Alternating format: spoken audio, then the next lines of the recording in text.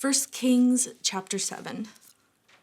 Solomon also built a palace for himself, and it took him 13 years to complete the construction. One of Solomon's buildings was called the Palace of the Forest of Lebanon. It was 150 feet long, 75 feet wide, and 45 feet high. There were 4 rows of cedar pillars, and great cedar beams rested on the pillars. The hall had a cedar roof. Above the beams on the pillars were 45 side rooms, arranged in 3 tiers of 15 each. On each end of the long hall were 3 rows of windows facing each other. All the doorways and doorposts had rectangular frames and were arranged in sets of 3 facing each other. Solomon also built the Hall of Pillars, which was 75 feet long and 45 feet wide. There was a porch in front, along with a canopy supported by pillars. Solomon also built the throne room, known as the Hall of Justice, where he sat to hear legal matters. It was paneled with cedar from floor to ceiling.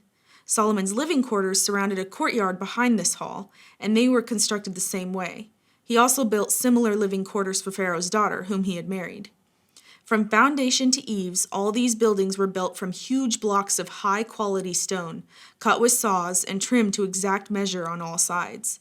Some of the huge foundation stones were 15 feet long, and some were 12 feet long. The blocks of high-quality stone used in the walls were also cut to measure, and cedar beams were also used. The walls of the great courtyard were built so that there was 1 layer of cedar beams between every 3 layers of finished stone, just like the walls of the inner courtyard of the Lord's temple with its entry room. King Solomon then asked for a man named Huram to come from Tyre. He was half Israelite, since his mother was a widow from the tribe of Naphtali, and his father had been a craftsman in bronze from Tyre. Huram was extremely skillful and talented in any work in bronze, and he came to do all the metalwork for King Solomon. Huram cast 2 bronze pillars, each 27 feet tall and 18 feet in circumference. For the tops of the pillars he cast bronze capitals, each 7.5 feet tall. Each capital was decorated with 7 sets of latticework and interwoven chains. He also encircled the latticework with 2 rows of pomegranates to decorate the capitals over the pillars. The capitals on the columns inside the entry room were shaped like water lilies, and they were 6 feet tall. The capitals on the 2 pillars had 200 pomegranates in 2 rows around them, beside the rounded surface next to the latticework. Huram set the pillars at the entrance of the temple, one toward the south and one toward the north. He named the one on the south Jachin and the one on the north Boaz. The capitals on the pillars were shaped like water lilies, and so the work on the pillars was finished. Then Huram cast a great round basin, 15 feet across from rim to rim, called the Sea. It was 7.5 feet deep and about 45 feet in circumference. It was encircled just below its rim by 2 rows of decorative gourds. There were about 6 gourds per foot all the way around, and they were cast as part of the basin. The sea was placed on a base of 12 bronze oxen, all facing outward. 3 faced north, 3 faced west, 3 faced south, and 3 faced east, and the sea rested on them. The walls of the sea were about 3 inches thick, and its rim flared out like a cup and resembled a water lily blossom. It could hold about 11,000 gallons of water. Huram also made 10 bronze water carts, each 6 feet long, 6 feet wide, and 4.5 feet tall. They were constructed with side panels braced with crossbars. Both the panels and the crossbars were decorated with carved lions, oxen, and cherubim. Above and below the lions and oxen were wreath decorations. Each of these carts had 4 bronze wheels and bronze axles. There were supporting posts for the bronze basins at the corners of the carts. These supports were decorated on each side with carvings of wreaths.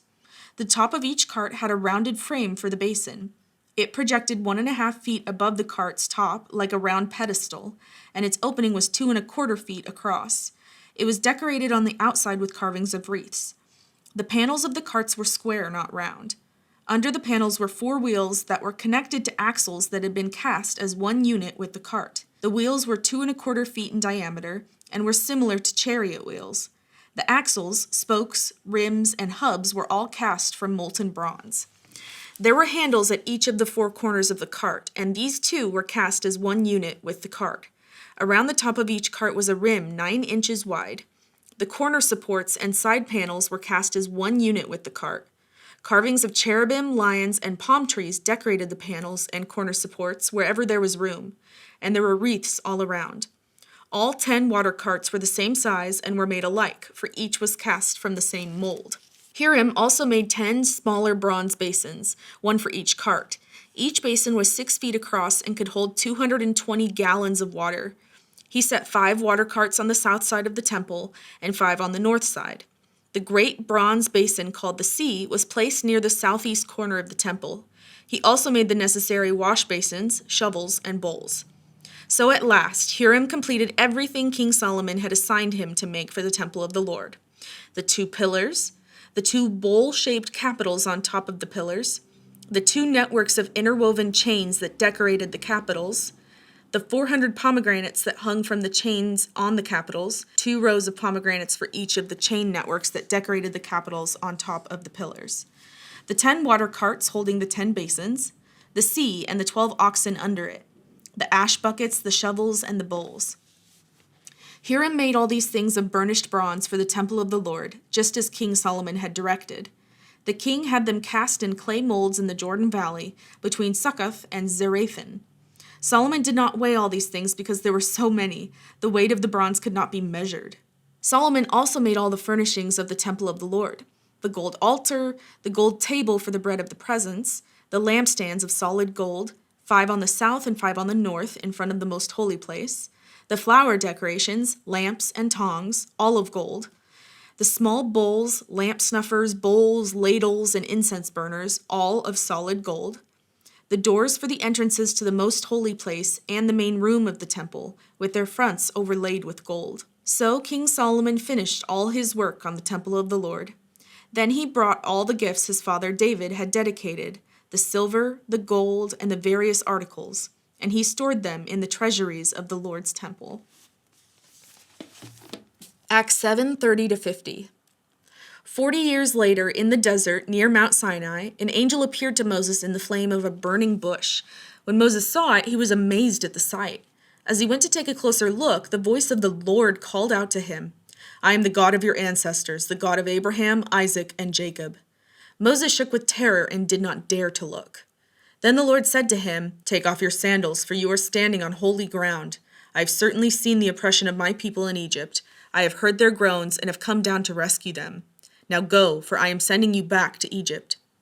So God sent back the same man his people had previously rejected when they demanded, "Who made you a ruler and judge over us?"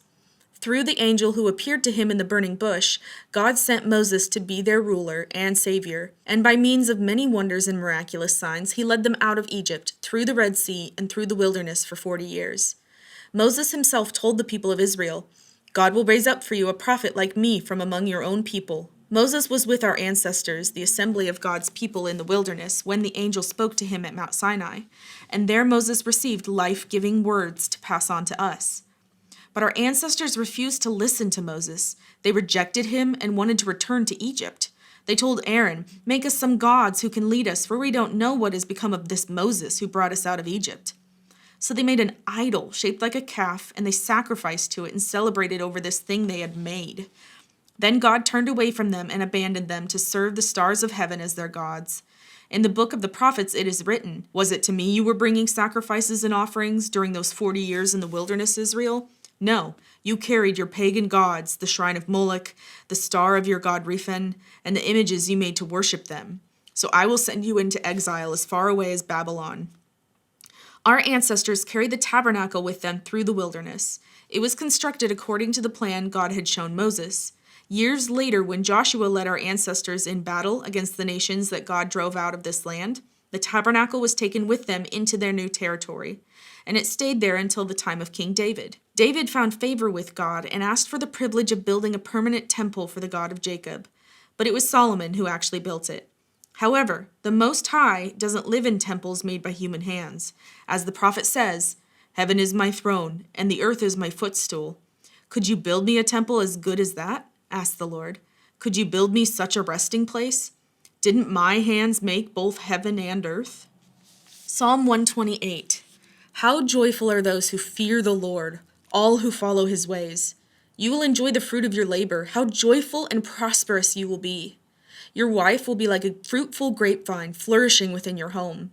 Your children will be like vigorous young olive trees as they sit around your table. That is the Lord's blessing for those who fear him. May the Lord continually bless you from Zion. May you see Jerusalem prosper as long as you live. May you live to enjoy your grandchildren. May Israel have peace.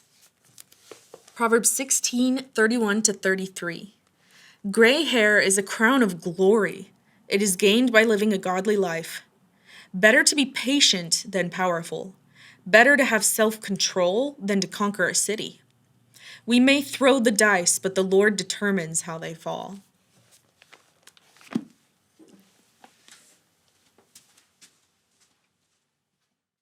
You'll have to let me know, Josh, if it looks good. The gold altar, the gold table for the bread of the presence, the lampstands of olive oil. The flower decorations, lamps, and tongs, all, yeah.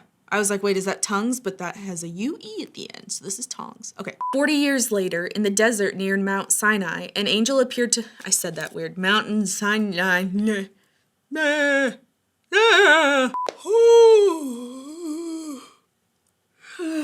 I'm going night-night.